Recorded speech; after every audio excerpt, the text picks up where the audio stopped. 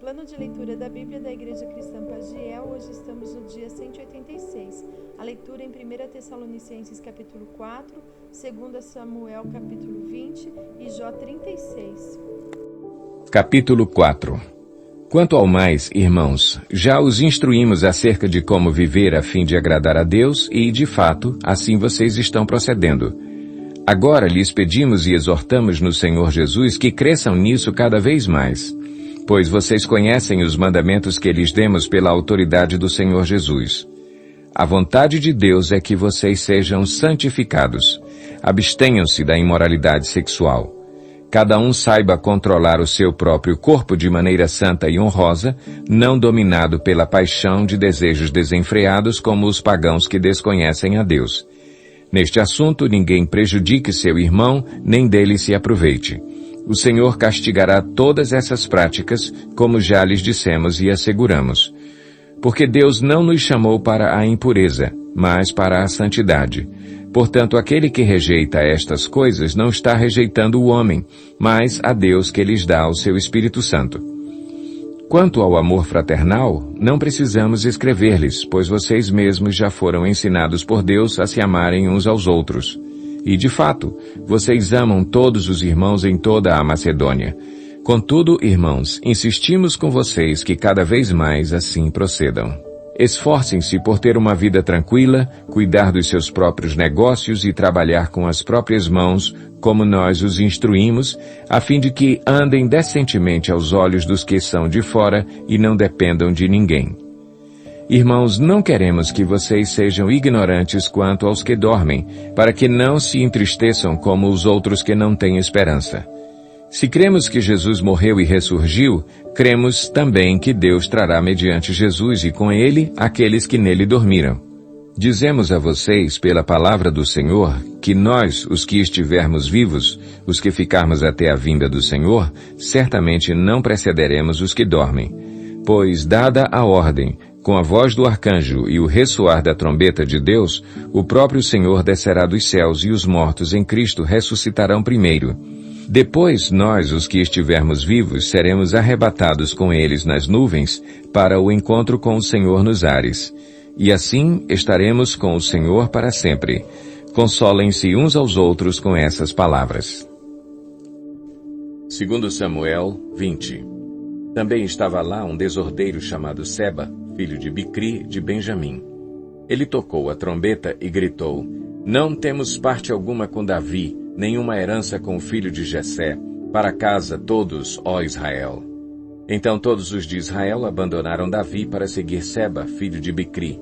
Mas os de Judá permaneceram com seu rei e o acompanharam desde o Jordão até Jerusalém. Quando Davi voltou ao palácio, em Jerusalém, mandou confinar numa casa sob guarda as 10 concubinas que tinha deixado tomando conta do palácio. Ele as sustentou, mas nunca mais as possuiu. Ficaram confinadas, vivendo como viúvas até a morte. E o rei disse a Amasa: Convoque os homens de Judá e, dentro de 3 dias, apresente-se aqui com eles. Mas Amasa levou mais tempo para convocar Judá do que o prazo estabelecido pelo rei. Disse então Davi a Abisai: Agora, Seba, filho de Bicri, será pior para nós do que Absalão. Chame os meus soldados e persiga-o, antes que ele encontre alguma cidade fortificada e, depois, nos arranque os olhos. Assim os soldados de Joabe, os queretitas, os peletitas e todos os guerreiros saíram de Jerusalém para perseguir Seba, filho de Bicri. Quando estavam junto à grande rocha de Gibeon, Amasa encontrou-se com eles. Joabe vestia seu traje militar e tinha um cinto com um punhal na bainha.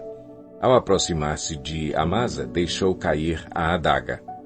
Como vai, meu irmão? Disse Joabe, pegando Amasa pela barba com a mão direita para beijá-lo. E Amasa, não percebendo o punhal na mão esquerda de Joabe, foi por ele golpeado no estômago.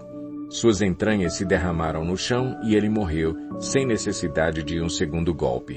Então Joabe e Abisai, seu irmão, perseguiram Seba, filho de Bicri.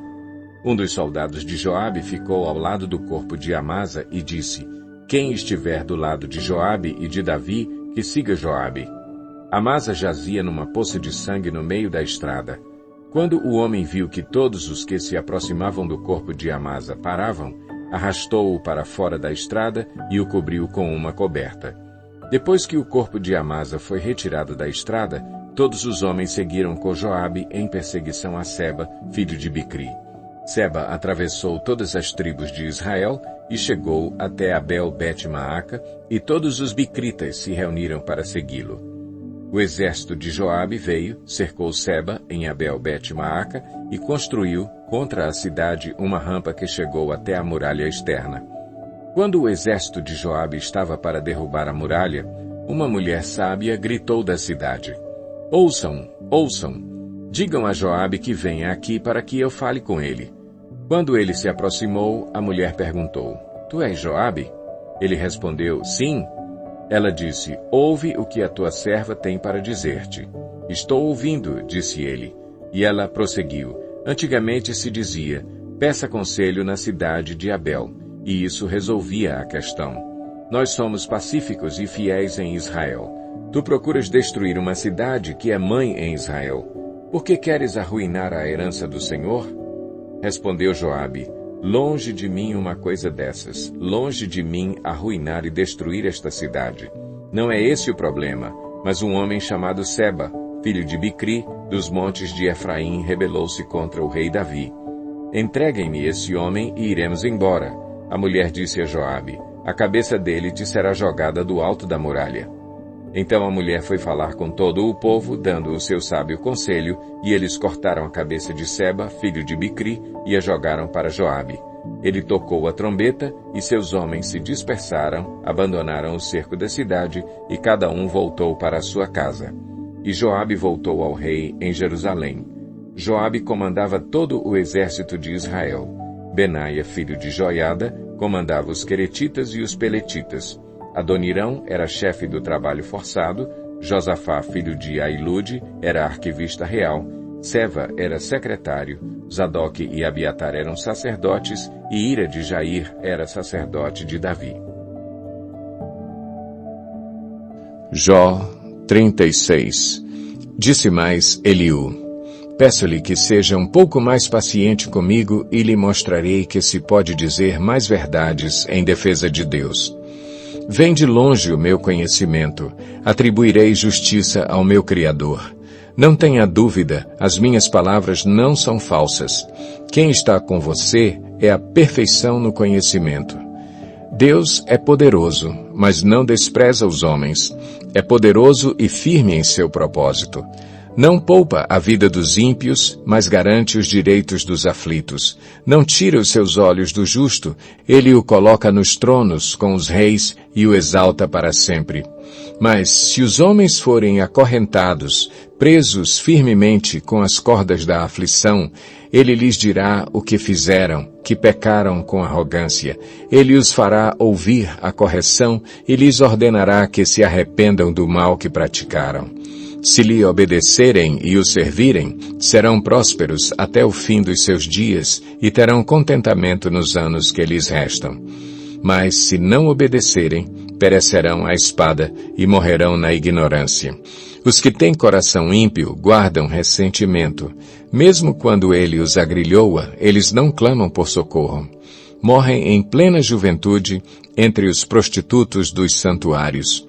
Mas aos que sofrem, ele os livra em meio ao sofrimento. Em sua aflição, ele lhes fala.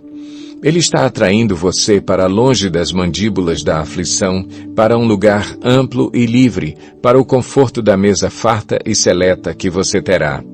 Mas agora, farto sobre você é o julgamento que cabe aos ímpios. O julgamento e a justiça o pegaram. Cuidado! Que ninguém o seduza com riquezas, não se deixe desviar por suborno, por maior que este seja. Acaso a sua riqueza, ou mesmo todos os seus grandes esforços, dariam a você apoio e alívio da aflição? Não anseie pela noite, quando o povo é tirado dos seus lares. Cuidado, não se volte para a iniquidade, que você parece preferir à aflição. Deus é exaltado em seu poder. Quem é mestre como ele?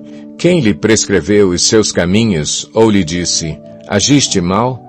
Lembre-se de exaltar as suas obras, às quais os homens dedicam cânticos de louvor.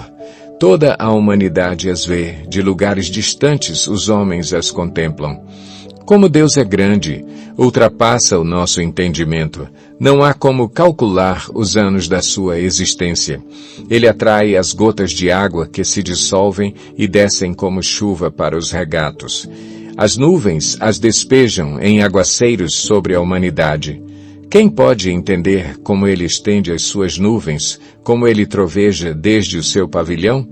Observe como ele espalha os seus relâmpagos ao redor, iluminando até as profundezas do mar. É assim que ele governa as nações e lhes fornece grande fartura. Ele enche as mãos de relâmpagos e lhes determina o alvo que deverão atingir. Seu trovão anuncia a tempestade que está a caminho até o gado apresente.